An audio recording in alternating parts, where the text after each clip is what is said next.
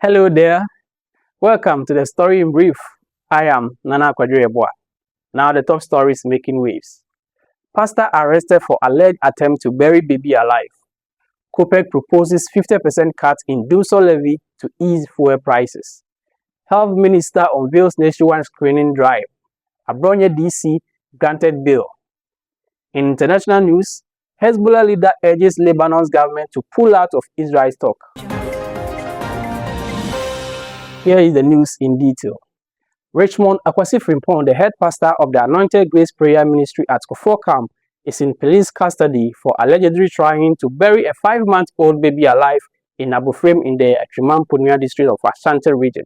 An eyewitness, Winfred Agba, reported seeing the pastor and accomplice at a refuse dump around 11 p.m. handling the baby under suspicious circumstances. Both were later arrested in Gideoni. In an interview with Nana Yabadu, the chief linguist of Abufrem, he stated that the pastor had previously claimed the child was dead and asked for a burial site, insisting he did not know the baby was still alive. The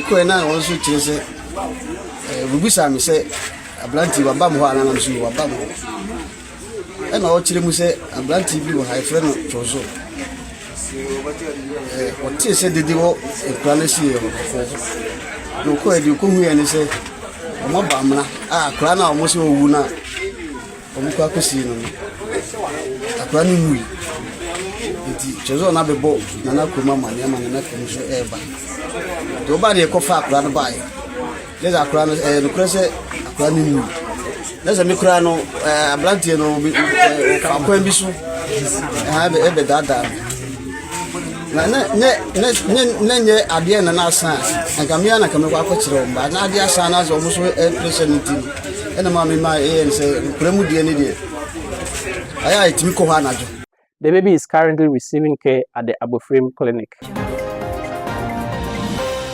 The Chamber of Petroleum Consumers has suggested a temporary 50% cut in the energy sector shortfall and recovery levy, commonly known as the DeStory levy, to help reduce fuel costs for consumers. This proposal, detailed in a statement released on Friday, April 10, is part of the Chamber's reaction to government's ongoing examination of taxes and levies affecting petroleum pricing. COPEC states that lowering the levy from 1 cedi to 50 pesos per litre will offer immediate relief at fuel stations, effectively decreasing fuel prices by the same amount.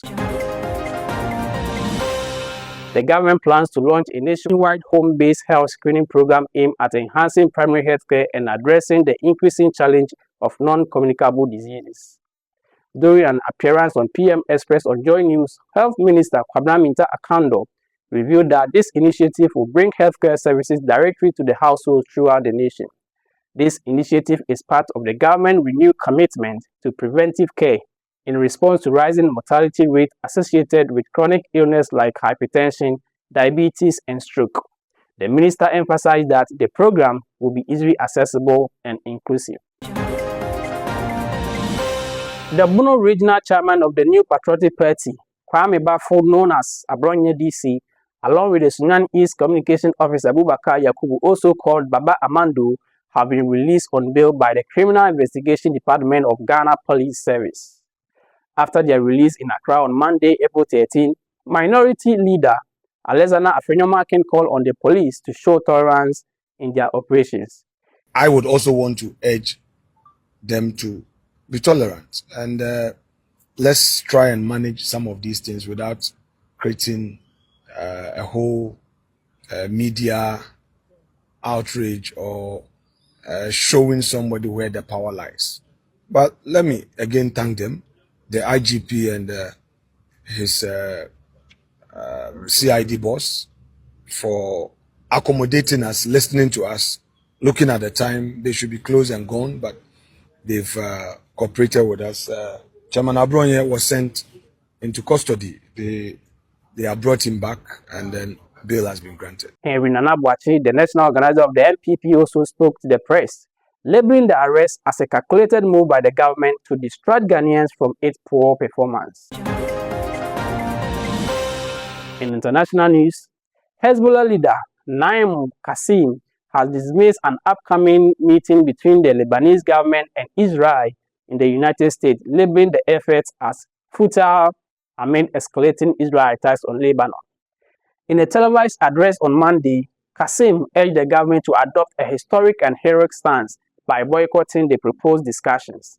The ambassadors of Lebanon and Israel to the US are set to convene in Washington, D.C. on Tuesday to explore the possibility of direct negotiations between the two nations. Qasem asserted that the talks are merely a tactic to coerce Hezbollah into disarming. That's all for now. Kindly subscribe to our YouTube channel and follow us on Facebook at DeStory GH. I am Nana Kwadwo Yeboah. Thank you for watching.